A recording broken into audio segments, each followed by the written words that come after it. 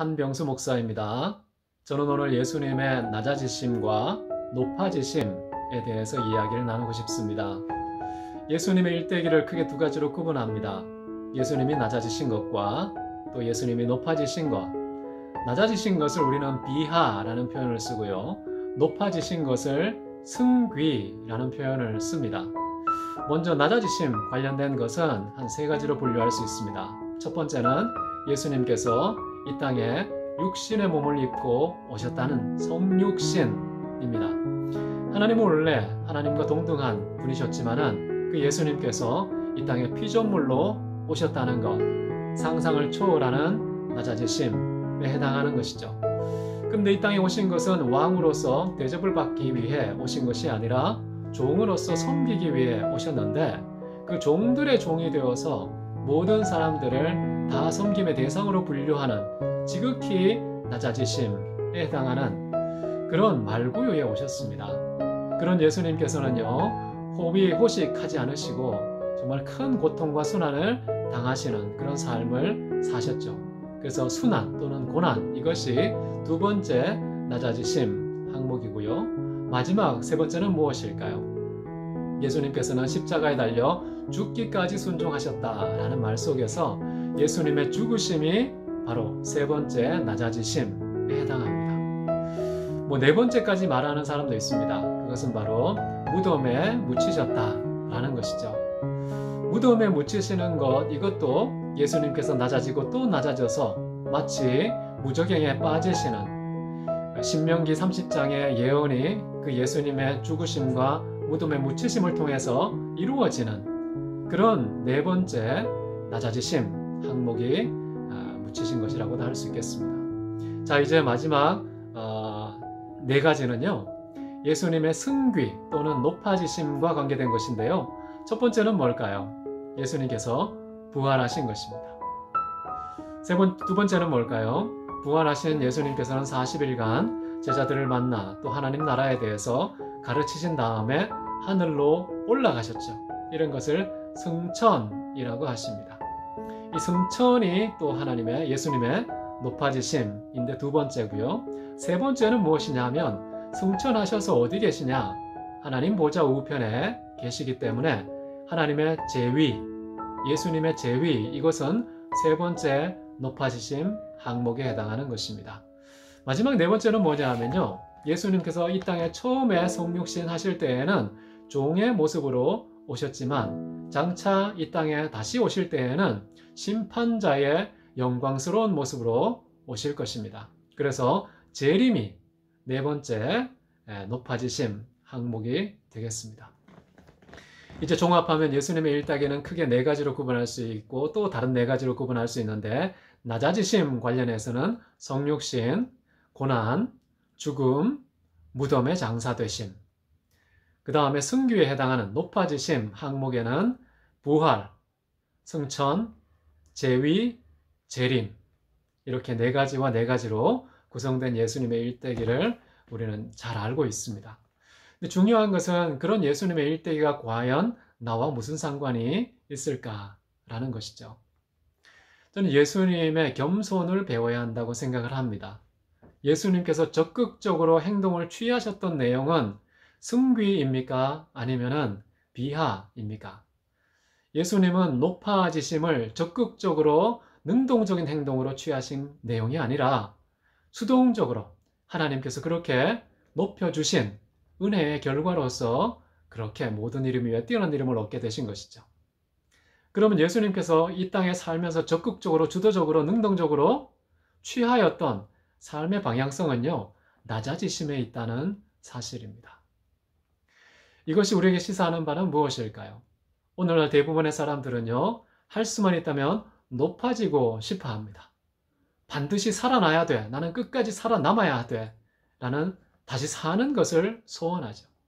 그리고 마치 하나님과 그 동일한 권세를 나란히 가지고 싶어 하는 그런 욕망을 가지고 있습니다. 그래서 신의 보좌에 올라가고 싶어 하는 욕구가 인간에게 있습니다. 그리고 그 모든 것을 심판하고 통치하고 다스리는 그런 최고의 권세를 행사하고 싶어 하죠. 그래서 이 땅의 사람들이 추구하는 것은 예수 그리스도의 높아지심, 그 네 가지라고 볼 수가 있겠죠. 그런데 기독교, 예수 그리스도를 믿는 하나님의 사람들은 무엇을 추구해야 할까요? 하나님께서 알아서 모든 것을 갚아주시는 놀라운 수동적 은혜에 대해서는 우리가 그렇게 신경 쓸 필요가 없습니다. 부활 신경 쓰지 않아도 됩니다. 다시 살아날 수 있습니다. 하나님이 하신 일이죠. 그리고 우리는 또 하나님 나라 갈 것입니다. 승천 이것도 걱정하지 않아도 됩니다. 힘쓰지 않아도 됩니다.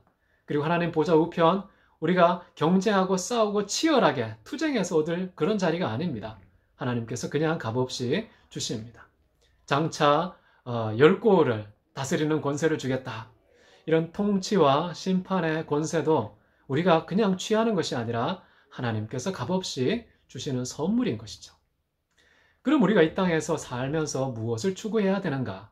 첫 번째는요, 성육신을 추구해야 됩니다. 우리가 서 있는 자리에서 주변에 있는 모든 이웃들, 사람들에게 눈높이에 맞추어서 그들과 함께 나란히 같아지는, 그들을 섬기기 위해서 그들보다 더 낮아지는 그런 성육신이 있어야 됩니다. 그리고 우리는 이 세상에서 왕처럼 대접받을 생각하지 않는 게 좋습니다. 칭찬과 인기를 누리려고 할 필요가 없습니다. 우리는 적극적으로 고난을 선택해야 되죠. 언제 고난을 당합니까? 누구든지 그리스도 안에서 경건하게 살고자 할 때에는 고난을 받는 것이죠. 그래서 우리가 추구해야 될 것은 두 번째로 경건한 삶을 치열하게 살아야 된다. 이 세상의 방향은 역행하지만은 그러나 하나님의 뜻은 우리의 경건을 원하시고 그 경건의 결과로서 핍박과 어려움 당하는 것이죠. 그래서 우리는 항상 핍박과 어려움 당할 때 기뻐하고 즐거워하라. 하늘에서 너희의 상이 큼이라. 예수님의 약속을 붙잡고 고난당하는 경건의 길을 끝까지 고집하는 것이죠. 그 다음에 어떻게 해야 됩니까? 죽어야 됩니다. 이 죽음이라는 것은 사도 바울처럼 날마다 나는 죽노라. 끊임없이 우리의 자아가 살아나서 하나님의 법보다는 이 땅에 죄악된 법을 선택할 때가 참 많은데요. 그때마다 우리는 우리 스스로 다짐해야 되겠죠. 나는 죽어야 돼. 날마다 죽노라. 나는 죽고 그리스도 예수가 내 안에 사는 삶이 진정한 성도의 삶이다. 라는 것을 끊임없이 스스로에게도 가르치고 설득해서 그것이 상식인 그런 성도의 삶을 추구해야 되겠죠. 마지막은 뭡니까? 장사 지낸 바 된다는 것. 우리의 존재와 모습이 전혀 보이지 않는 스스로 무대 뒤로 스스로 사라지는 우리는요 하나님께 영광 돌리는 존재로 이 땅에 사는 것이지 내가 영광을 취하는 자로 있지가 않습니다.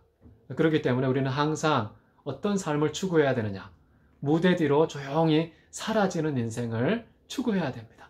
무덤에 묻혀서 아무도 보이지 않는 오직 그리스도 예수의 십자가만 보이는 인생을 살고 나는 보이지 않고 사라지는 그런 장사 지낸 바 된 인생, 낮아짐을 추구하는 것이 성도의 삶이라는 것이죠. 자, 성도의 삶과 세상의 삶이 이렇게 정반대 방향을 향하고 있습니다. 우리는 할 수만 있다면 낮아지고 또 낮아지는 정말 겸손의 경쟁적인 삶을 산다면 세상은 항상 높아지기 원하는 교만의 삶을 적극적으로 추구하는 인생을 살아갑니다. 나는 과연 누구인가? 지금 오늘 나는 무엇을 어떤 방향으로 추구하고 있는가? 진짜 성도의 삶을 사는지 아니면 세속의 인생을 즐기고 싶어 하는지 우리 자신을 돌아보고 예수님처럼 정말 낮아짐 또 낮아짐 그것을 본받는 저와 여러분 되면 좋겠습니다. 사도 바울은 그것을 참 잘 달성했는 사람이죠. 모든 성도 가운데 지극히 작은 자보다 더 작은 자다. 이렇게 당당하게 선언할 수 있었던 사도 바울. 아마 최대치의 겸손을 자기 인생에 구현한 사람이 사도 바울이 아닌가 싶습니다. 자, 이제 우리는 사도 바울을 능가하는 바울보다 더 겸손한 지극히 작은 자보다 더 작았던 바울보다 더 작은 자를 추구하는 저와 여러분 되시기를 주의 이름으로 기도합니다. 감사합니다.